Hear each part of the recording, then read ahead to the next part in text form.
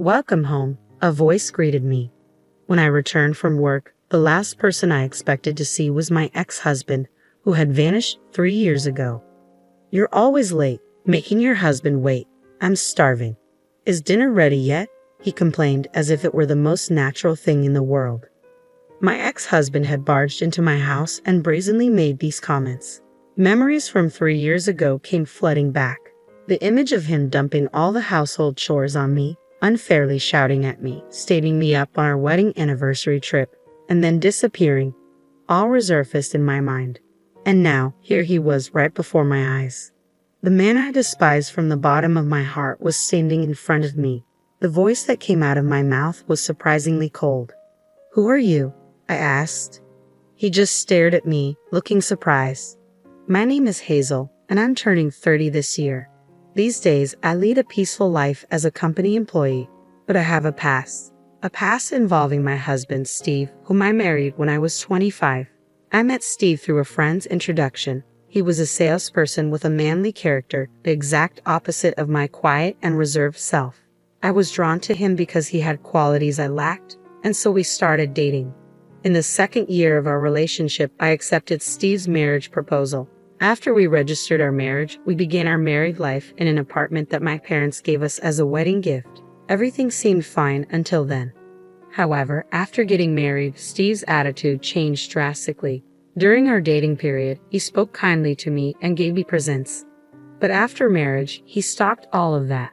Despite both of us working, he made me do all the housework. He left his dirty laundry everywhere, scattered trash around, and didn't even thank me for preparing meals. He refused to do even minor chores like taking out the trash. After living with him for about a month, I reached my limit and decided to talk to Steve one day. "Hey Steve, we're both working. Can't you help a little with the housework?" I asked. Steve sighed as if he were tired. "You know we're married, right, Hazel?" "Yeah, but it's common sense that the wife does the housework after marriage." I couldn't hide my surprise at Steve's outrageous words. "That's not true. These days, it's common for both parties to share the workload." "What? You want your husband to work at home too? You're such a nagging wife. If you don't want to be called that, you better do your job properly," Steve retorted and turned to watch TV. I couldn't say anything and continued doing all the housework. A year passed since our marriage, and I became accustomed to managing everything on my own. Steve began saying he was busy with work, coming home late, and even working on weekends. There were times when I realized we hadn't had a decent conversation for 2 weeks. One day, when he happened to come home early, I hesitantly started a conversation with him. "Hey Steve, are you still busy with work?" "Yeah, kind of," he replied. "You've been coming home after midnight recently, and you don't seem to have any days off. Maybe it's better if you change your job?" "Stay out of my business," Steve suddenly yelled, surprising me and making me step back in shock. "I am sorry. I just worry about your health.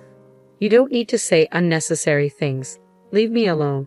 From that point on, Steve followed a pattern of returning home late, sleeping, and leaving early in the morning. We hadn't done anything together for months, like going out on weekends. At this rate, our relationship would fall apart. I had to do something. Filled with anxiety, I came up with a plan. When he returned home one evening, I asked, "Hey Steve, isn't our anniversary during the upcoming holidays?" "Yeah, I guess," he replied gruffly as he removed his tie. Not discouraged, I proposed, "Keep that date free. Let's go on a trip together." "A trip?" "Yes, wouldn't it be nice? I'll cover the costs, please." Steve thought about it for a while, then finally agreed. "All right, I'll keep the day free." "That's great, I'll plan everything." And so, Steve and I decided to go on a trip for our anniversary. I hoped this trip could rekindle the bond that had been gradually fading between us. With this in mind, I thoroughly researched and made all our travel arrangements. A few weeks later, the day of the trip arrived. Steve hadn't returned home since he went to work the day before. Our departure was scheduled for 10 a.m., and time was quickly running out. In a panic, I called him repeatedly but couldn't reach him. Finally, in the afternoon, Steve called. "Hello, we're supposed to go on a trip today, right? Where are you?" I asked urgently. Sorry, work is running late," he replied. "We have a check-in time. We should leave soon. Can you go ahead and check in for us? I'll catch up." "Really? You're actually coming, right?" "I told you I would. Bye, he said, ending the call abruptly. I was left dumbfounded. The check-in time was approaching, and I needed to leave immediately. I had hoped to check in with Steve and explore the area together after arriving, but despite my hopes, I headed to our destination alone. When I checked into the hotel, they seemed surprised to see me alone. Naturally, as I'd made a reservation for two, I explained that my husband would be arriving later and was then shown to our room.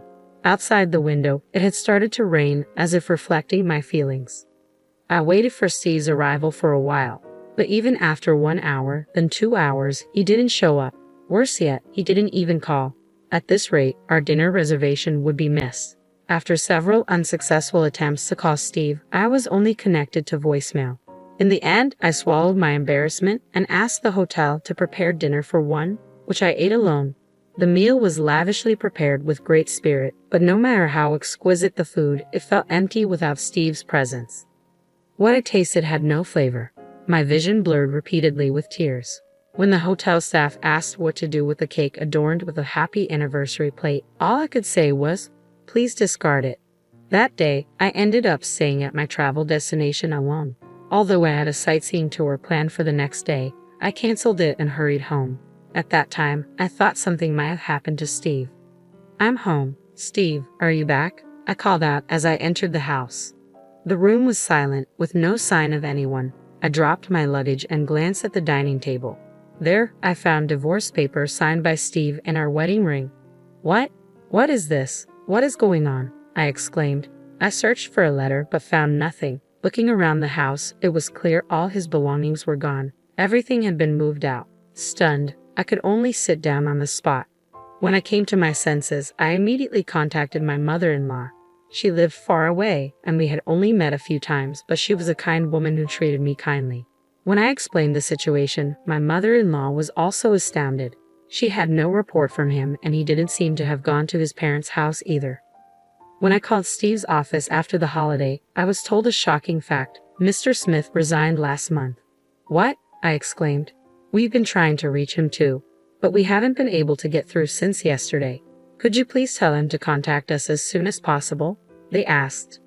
I ended my call with Steve's workplace in a daze. Next, I pulled out my cell phone and called Steve, but all I heard was, "The number you dialed is currently not in use." And so, Steve vanished abruptly. After going through various processes, I submitted the signed divorce papers and forcibly ended our married life. Time passed, and about 3 years went by. I have remarried and now live a peaceful life. Of course, I was initially distraught, but now I hardly ever think about my ex-husband. It's true what they say, time heals all wounds. As usual, when I came home alone after work, I noticed something strange. The lights in the house were on. That's odd. Did I forget to turn off the lights this morning? As I reached for the doorknob, I noticed the front door was unlocked. What's more, there was a pair of ragged men's sneakers that I didn't recognize at the entrance. A wave of tension ran through me, and I was about to pull out my cell phone to call the police when a familiar face appeared at the entrance. "Oh, welcome home, Hazel." "What?" I gasped. The person standing there was none other than Steve, my vanished ex-husband. I was surprised and speechless. Without paying any attention to me, Steve brazenly said, "You're late coming home as usual. You've kept your husband waiting." "I'm hungry. Is dinner ready yet?" Steve's casual inquiry triggered a flood of memories from 3 years ago.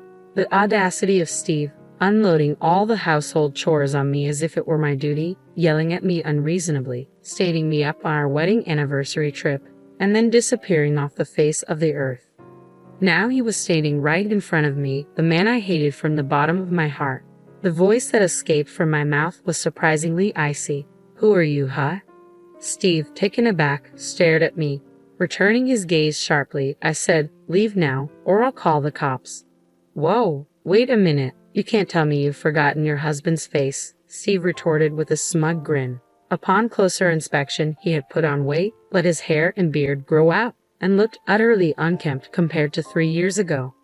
Holding back my growing disgust, I retorted without mercy, "Stay back. What do you mean by husband?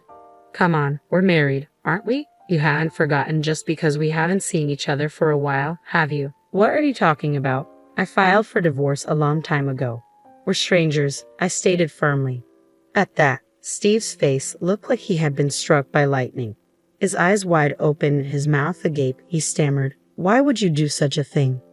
You left divorce papers signed by yourself, didn't you?" I countered. "What? You took it seriously? Did you really submit it?" Steve looked flustered, playing the victim. I glared at the flustered Steve with a disgusted look. "Is that a problem?" "Of course, it's a problem. I didn't intend to divorce at all." "What? I thought you would wait for me. I didn't think you'd actually go through with it." My patience had run out with Steve, who was playing the victim. "What do you mean? I thought you would wait for me. After all, it was you who abandoned everything 3 years ago to move in with your mistress, wasn't it?" I pointed out. When I said that, Steve once again looked astonished. Soon after, he disappeared. I hired a private investigator to locate him half a year after he left. The investigator found him, and the report I received was beyond imagination. About 6 months before he disappeared, he had been having an affair with a coworker. Apparently, their relationship was an open secret at the office. In the end, he and the other woman quit their jobs and started living together in the neighboring state. Upon hearing this, I immediately filed for divorce. My love and affection for him were completely exhausted. I had been living, trying not to recall the past, yet now he appears before me, even having the audacity to barge into my house. I deeply regretted not having changed the locks. "No, Hazel, you got it all wrong," Steve pleaded. "What's there to misunderstand?